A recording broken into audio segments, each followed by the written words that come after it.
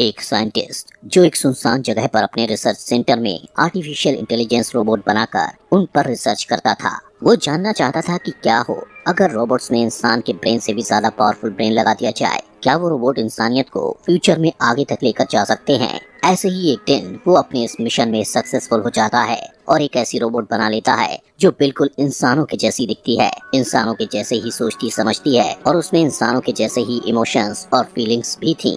लेकिन हालात तब खराब होने लगे जब वो रोबोट हद से ज्यादा सोचने लगी। वो रोबोट उस साइंटिस्ट के साथ कुछ ऐसा करती है जिसको उस साइंटिस्ट ने सपने में भी नहीं सोचा था।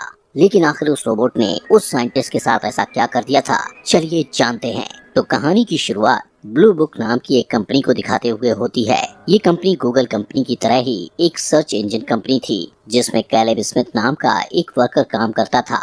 एक दिन काम के दौरान कैलेब को अपने कंप्यूटर स्क्रीन पर एक ईमेल मिलता है जिसमें उसे बताया जाता है कि कंपनी के द्वारा आयोजित एक कंपटीशन में फर्स्ट प्राइज के तौर पर उसे कंपनी के मालिक के साथ उसके वीआईपी घर में एक हफ्ते तक रहने का मौका मिला है। इसके बाद अगले दिन कैलेब को लेने एक हेलीकॉप्टर आता है। कुछ देर बाद पायलट कैलेब को पहाड़ों के बीच एक जगह पर ले जाकर उतार देता है और उसे आगे का रास्ता बताकर कहता है कि एक हफ्ते बाद में तुम्हें इसी जगह लेने आऊंगा। इसके बाद पायलट वहाँ से चला जाता है। कैलेब पायलट के बताए रास्ते पर आगे बढ़ता है।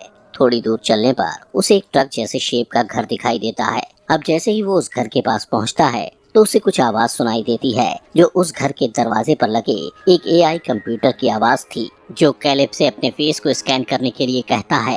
कैलेब अपना फेस स्कैनर के सामने ले जाता है। तुरंत उसे उसी मशीन से एक कार्ड मिलता है जिस पर उसका फोटो बना हुआ था। अब कार्ड मिलने के बाद ऑटो कंप्यूटर कैलेब को दरवाजा खोलकर उस घर के अंदर जाने को कहता है। घर के अंदर पहुंचते ही कैलेब देखता है कि बाहर से खराब दिखने वाला ये घर अंदर से एक शानदार रिसर्च सेंटर जैसा है।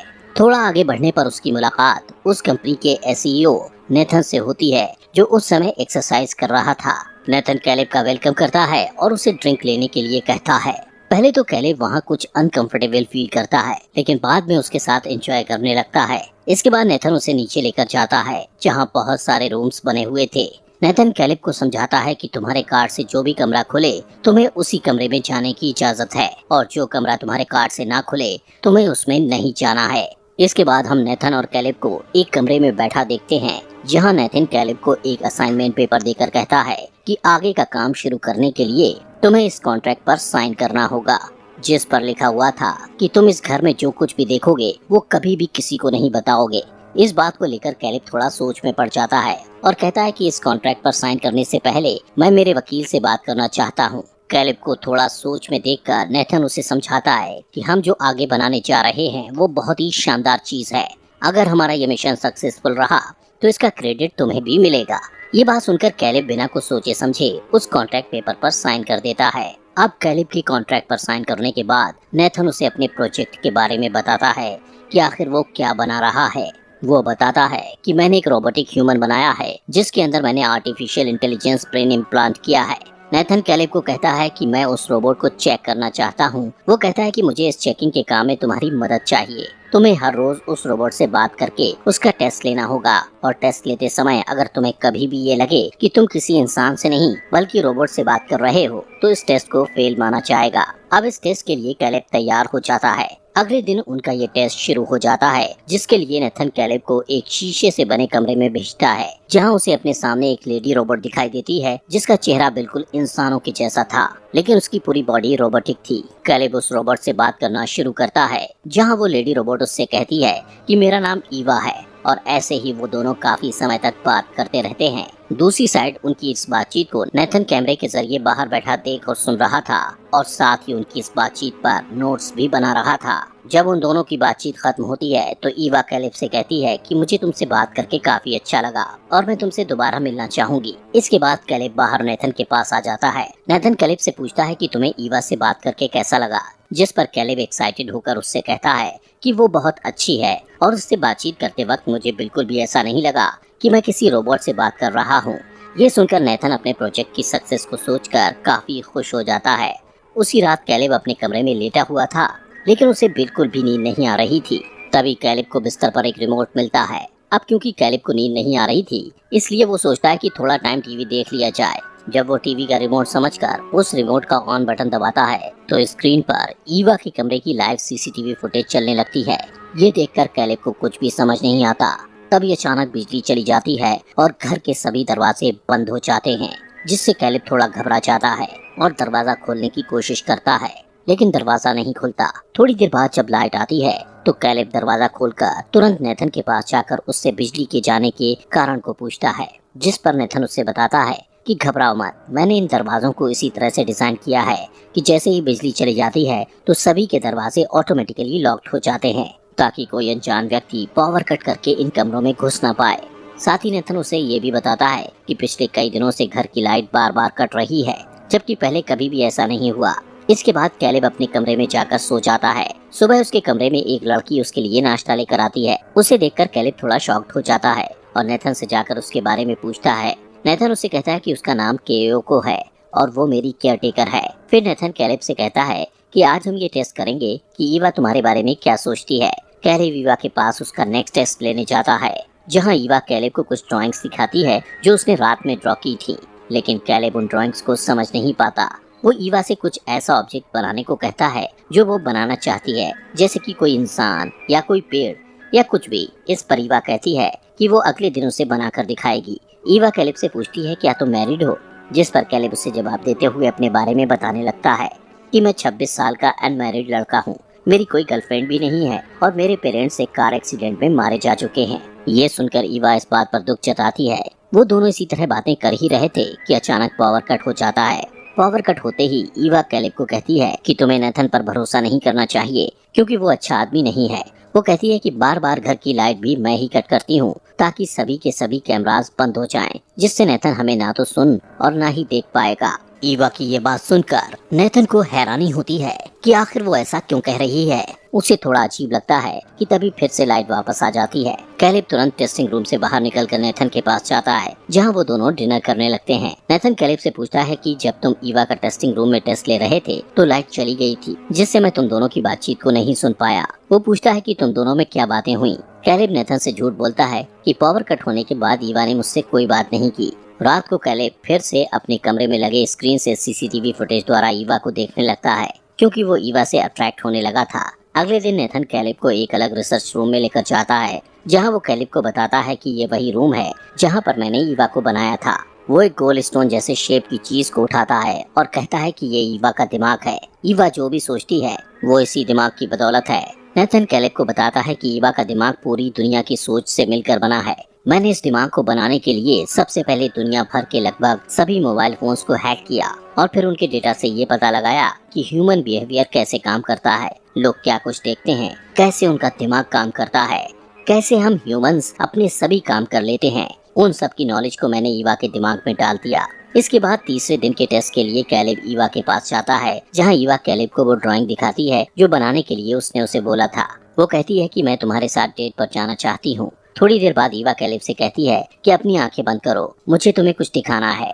कैलेब आंखें बंद कर लेता है। तभी ईवा अंदर जाकर बिल्कुल इंसानों के जैसे कपड़े पहनकर कैलेब के सामने आती है, जिसे देखकर कैलेब ईवा के प्रति और भी ज्यादा अट्रैक्ट हो जाता है। इसके बाद ईवा कैलेब से पूछती है क्या तुम मुझे पसंद करते हो, जिस पर कैलेब कहता है कि नहीं, लेकिन ईवा उससे कहती है कि तुम झूठ बोल रहे हो, क्योंकि मैं तुम्हारे फेस एक्सप्रेशंस को रीड कर सकती हूँ। इसके बाद कैलेब नेथन के पास जाकर उसे बताता है कि ईवा लोगों के इमोशंस समझ सकती है और सच और झूठ को पकड़ सकती है। इसके साथ ही वो लोगों से फ्लर्ट भी कर सकती है। नेथन उसे कहता है कि मैंने तो सिर्फ ईवा को सोचने समझने के लिए ही बनाया था, लेकिन बाकी की चीजें वो धीरे धीरे खुद ब खुद सीख रही है। कैलेब पूछता है कि तुमने ईवा को लड़की ही क्यों बनाया, जिसके जवाब में नेथन बताता है कि वो इंटीमेट भी हो सकती है और इंटीमेट होते टाइम उसे भी प्लेजर फील होगा।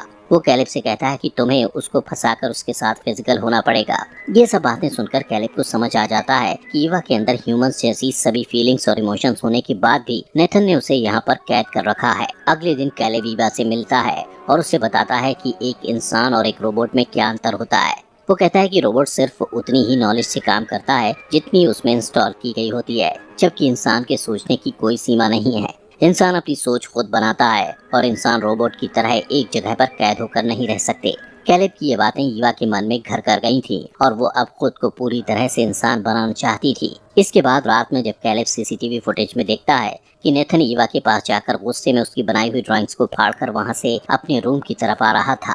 कैलेब नेथन से बात करने के लिए उसके रूम में जाता है, जहां पर वो केओको को देखता है और उससे पूछता है कि नेथन कहाँ है। केओको को लगता है कि कैलेब उसे उसके साथ इंटीमेट होने के लिए बोल रहा है, इसलिए वो अपने कपड़े उतारने लगती है, लेकिन कैलेब उसे ऐसा करने से रोकता है। तभी नेथन वहां आ जाता है और कैलेब से कहता है कि केओको को उसकी लैंग्वेज समझ नहीं आती और वो वही करती है जो उसका मन करता है।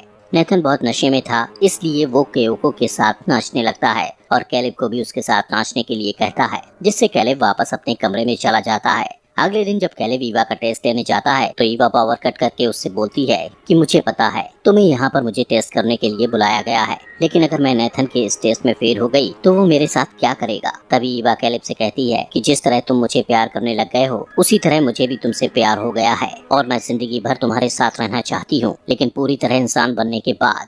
इस टेस्ट के बाद कैलेब नेथन के पास जाता है और उससे पूछता है कि अगर ईवा इन टेस्ट में फेल हो जाती है तो तुम उसके साथ क्या करोगे।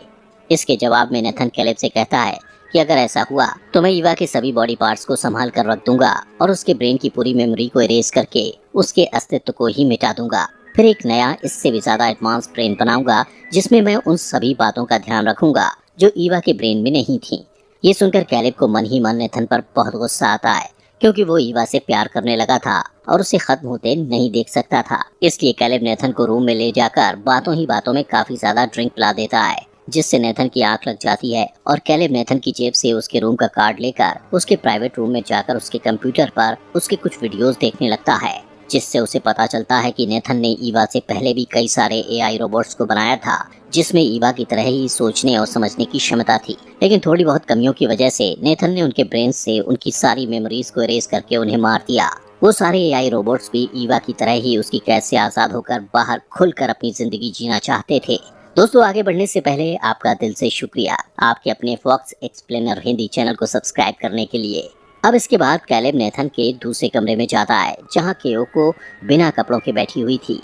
कैलेब वहां पर लगे कपबोर्ड को खोलने लगता है और देखता है कि उन कपबोर्ड्स में उन्हीं रोबोट्स की बॉडी पड़ी है जिनको नेथन ने शट डाउन करके वहां रखा हुआ था। ये देखकर वो काफी डिस्टर्ब हो जाता है। तभी केओको अपनी बॉडी से चमड़ी उतारने लगती है, जिससे उसे पता चलता है कि केओको भी कोई इंसान नहीं बल्कि एआई रोबोट है। उसमें भी इंसानों की तरह समझ और फीलिंग्स थी, लेकिन फिर भी नेथन उसे गुलामों की तरह रखता था। वहीं उधर नेथन की आंख खुलती है और वो नशे की हालत में ही अपने प्राइवेट रूम में जाने के लिए अपने कार्ड को ढूंढने लगता है, जिससे कैलेब रूम से बाहर आकर उसका कार्ड नीचे गिरा देता है और उसे कहता है कि तुम्हारा कार्ड यहाँ नीचे गिरा पड़ा है। इसके बाद कैलेब अपने रूम में जाकर लेट जाता है, लेकिन अब उसे खुद पर भी शक होता है कि कहीं वो भी तो रोबोट नहीं है, जिसके लिए वो खुद की बॉडी चेक करने लगता है और यहाँ तक कि अपने हाथ पर भी कट लगाता है, जिससे उसके हाथ से ब्लड निकलने लगता है।